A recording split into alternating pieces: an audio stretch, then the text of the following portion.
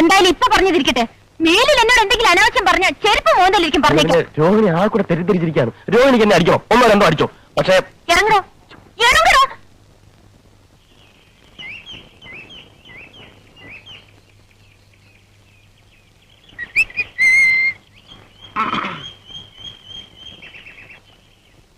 എനിക്ക് തെറ്റിപ്പോയി ആശാനെ, കംപ്ലീറ്റ് തെറ്റിപ്പോയി. നമ്മൾ ഈ കലാരംഗത്തേക്ക് വന്നത് ഇതിലൊന്നുമല്ല. എന്ത് പറ്റി? പറ്റിയൊന്നും ഇനി പറഞ്ഞിട്ട് കാര്യമില്ല. ഇവിടെ എന്നെ പോലെ ആത്മാർത്ഥതയുള്ള ഒരു കലാകാരന് മാനം മര്യാദയ്ക്ക് ജീവിക്കാൻ ഒക്കത്തില്ലെന്ന് ഇന്നെനിക്ക് മനസ്സിലായി. മാനം മര്യാദ കല ഇതൊക്കെ എനക്കെന്താണോ ബന്ധോ? മാനം മര്യാദ കാണിച്ചതിന് ചിലപ്പോ ആരെങ്കിലും കൈവച്ച് കാണും. ആരും ഒപ്പിച്ചിട്ടുണ്ടാവും. ഞാൻ പറയുന്നത് പോണാവുന്നത് ഒരു പണി എടുക്കുന്നുണ്ടില്ലേ, അവിടെ ഇരുന്നാ മതി.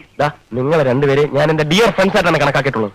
ഭാസ്കരോ, എന്തോ ഇതെന്തോ പാല വെക്കാനുള്ള പുറപ്പാടാ.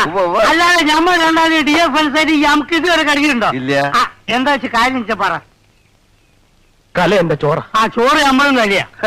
ആണേ, കലാരംഗത്തുള്ള ഒരു പെൺകുട്ടിയെ പവിത്രമായ കണ്ണുകൊണ്ടല്ലാതെ ഞാനിതുവരെയായിട്ട് നോക്കിയിട്ടില്ല. ഇനി അങ്ങോട്ട് അങ്ങനെ തന്നെ നോക്കിയാൽ മതി, ഇല്ലെങ്കിലേ എന്റെ മൊന്തന്റെ ഷേപ്പ് മാറിപ്പോവാ. നമുക്ക് ഞാൻ നോക്കിയില്ല കരിമുക്ക, പക്ഷെ അവള്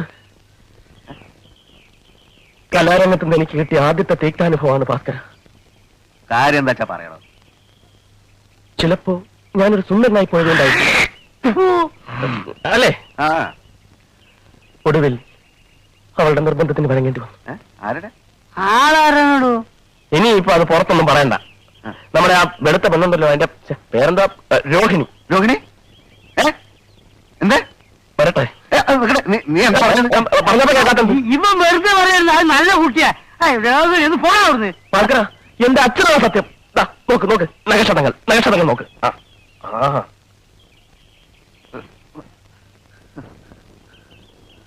തേണ്ടി ഒന്നിച്ച് ഒരു ട്രൂപ്പ് സഹകരിക്കുന്ന പെൺകുട്ടികളെ നമ്മുടെ സഹോദരികളായിട്ട് വേണം കാണാൻ. ഇവനൊന്നും നമ്മളെ പോലെ സംസ്കാരമുള്ള കുടുംബത്തിൽ പറഞ്ഞവരല്ല കരിമിക്ക. അല്ല, അങ്ങനെ സംഭവിച്ചു കാണൂ.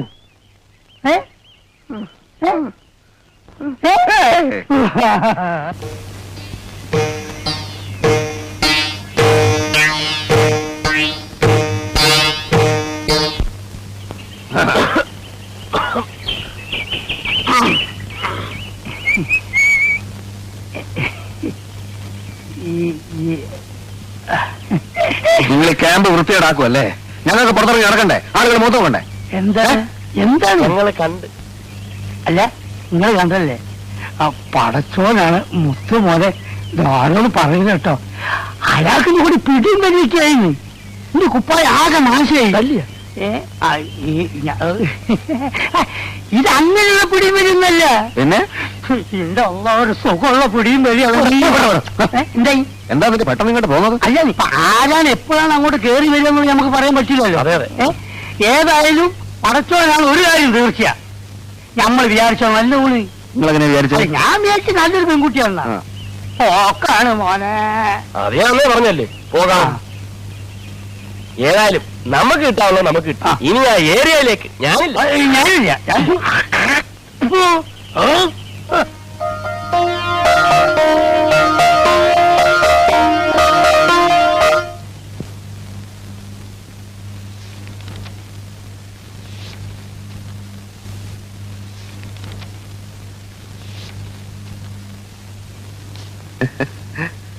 രോഹിണിക്ക് വല്ലോ ആവശ്യമുണ്ടോ? വല്ല പേസ്റ്റോ ബ്രഷോ സോപ്പോ എന്തെങ്കിലും ആവശ്യമുണ്ടെങ്കിൽ ഞാൻ ടൗണിൽ പോകണ്ടേ? എനിക്കൊന്നും വേണ്ട. അഥവാ വല്ലതും വേണമെങ്കിൽ എന്റെ അടുത്ത് പറയാൻ മടിക്കണ്ട. ഭാസ്കരേട്ടനെ അന്യനായിട്ട് കാണണ്ട. ഞാൻ പിന്നെ പ്രത്യേകിച്ച് ഇവിടെയുള്ള മറ്റുള്ളവരെ പോലെയല്ല, ആത്മാർത്ഥതയുള്ള കൂടുതലാണ്. ഇങ്ങോട്ടൊരു ഉപകാരം ചെയ്യുകയാണെങ്കിൽ തിരിച്ചങ്ങോട്ടും ഞാൻ ഉപകാരം ചെയ്യും. ജീവൻ പോയാലും പിന്നെ എന്തായാലും എന്തു തന്നെ സംഭവിച്ചാലും ഞാൻ പുറത്തു പറയില്ല. രോഹിണിക്ക് എന്നെ വിശ്വാസമില്ലേ? ഞാൻ സത്യം ചെയ്യാം. കൈ അടിച്ച് ഞാൻ സത്യം ചെയ്യാം. ഇതെന്താ ഇത്? അതല്ല, ഭാഗ്യരേഖ നല്ല തെളിഞ്ഞു നിൽക്കുക. അല്ല, എനിക്ക് കൈ നോക്കാൻ അറിയാം. ഞാൻ തമാശ പറഞ്ഞല്ല. അല്ല, ഭാഗ്യരേഖയുടെ ഉടക്കല്ലേ? നീ വലിയ ശീലാവധി അറിയൊന്നും വേണ്ട. എല്ലാവരും വന്നോണ്ട് എന്തുവാണോ? അല്ലടാ, ഞാനിപ്പോ ചെന്നില്ലായിരുന്നു. എന്തായാലും നീയൊക്കെ കൂടെ അവസാനം എന്നെ ജയിലിലും കയറ്റും അല്ലടാ. ഞാൻ ദാഹിച്ചിട്ട് കുറച്ച് വെള്ളം കുടിക്കാൻ കയറിയതാ. അതെ, എന്നിട്ട് എന്നെ കയറി പിടിക്കാവുന്ന. എന്നെ കയറി പിടിച്ചപ്പോ ഞാനും പിടിച്ചു. അയ്യോ, പച്ചവെള്ളം ചവച്ചു കുടിക്കണ പഞ്ചപാവം. അങ്ങോട്ട് ഇറങ്ങിയില്ലടേ. ഞാൻ വന്നപ്പോ മാത്രം ഒച്ച വെച്ചു. ഇവന്മാരെ രണ്ടുപേരും അങ്ങോട്ടൊന്നില്ലേ? ഞാനോ? ഈ കയ്യമോ ഈ രാഘവനോ? അനാവശ്യം പറയരുത് കേട്ടോ. അതാ ഈ നിഷ്കളങ്കയായ പെൺകുട്ടി എന്നെ പറ്റി അനാവശ്യം പറഞ്ഞു. നീ പറഞ്ഞില്ല. ഞാൻ പറഞ്ഞില്ല. ഞാൻ പറഞ്ഞില്ല. ഇങ്ങനെ പറഞ്ഞത്. നീയല്ലേ പറഞ്ഞു? നിങ്ങളാ പറഞ്ഞത്. ഞാൻ പറഞ്ഞ ഈ കുട്ടി നല്ല കുട്ടിയാണ്. ഞാനോ? രണ്ടുപേരും പറഞ്ഞു. ഞാൻ പറഞ്ഞതാ. പറഞ്ഞു. ഞാൻ പറഞ്ഞു. പറഞ്ഞു. ഞാൻ പറഞ്ഞതാ. പറഞ്ഞു. ഞാൻ പറഞ്ഞു. നമ്മളെന്റെ ഭാവി എടുക്കണം. അടിക്കല്ലേ?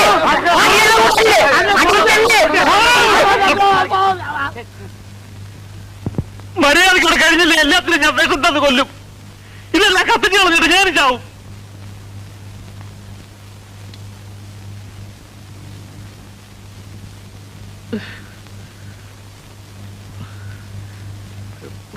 പല ജാതിയിൽ നിന്നും പല വീട്ടിൽ നിന്നും വരുന്ന ആളുകളാ, പല തരക്കാരാ.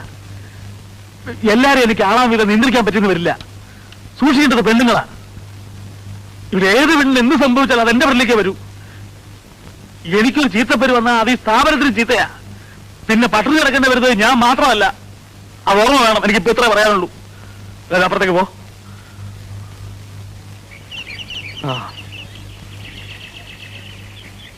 എന്തമ്മേ.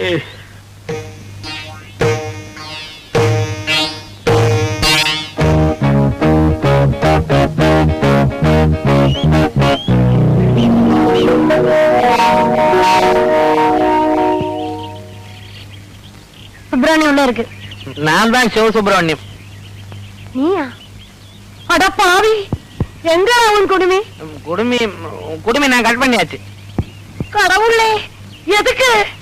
நான் மோடனேட்டேன் பாட்டி. ஐயோ, பிராமண குலத்துக்கே நீ அபகாரம் பண்ணிட்டடா பாவி. பாட்டி அதெல்லாம் அந்த கால பேஷன். என்னடா இது வேஷம்?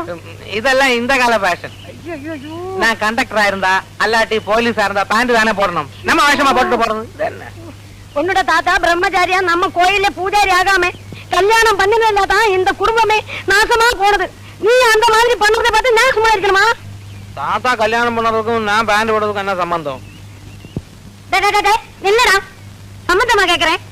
பிரம்மச்சாரியா கோயில்ல பூஜாரியா இருக்கிறத விட்டுட்டு உனக்கு எதுக்குடா சுப்பு இந்த மாதிரி வேஷம்? ஐயோ பாட்டி, ஆபீஸுக்கு இன்னையில இருந்து இது போட்டுட்டு போலேன்னா அவங்க என்ன உள்ள ஏட்ட மாட்டாங்க. நான் போயிட்டு வர்றேன். போறியா? பொச்சடா, போடா போ. இதே போட்டு திரும்பி வந்து இந்த வீட்டு வாசப்படி ஏத்த மாட்டேன். ஆமா, பாத்துக்கோ. கடவுள் ராமா, இந்த புள்ளைக்கு நல்ல புத்தியை கொடுப்பா. എന്താ ജോക്കർ? ജോക്കർ വരുന്നുണ്ട്. അശ്ലീലം പിടിക്കാനായിട്ട് നിനക്കൊന്നും വേറെ ഒരു പണിയില്ലേ? ഇല്ലാത്തോണ്ടല്ലേ ഇങ്ങനെ ഇരിക്കുന്നത്. ഇരുന്നു അവസാനം മാവുണ്ണാൻ നേരത്ത് കുറെ ചീട്ട് നിന്ന് വെള്ളം കുടിക്കേ ഉള്ളൂ.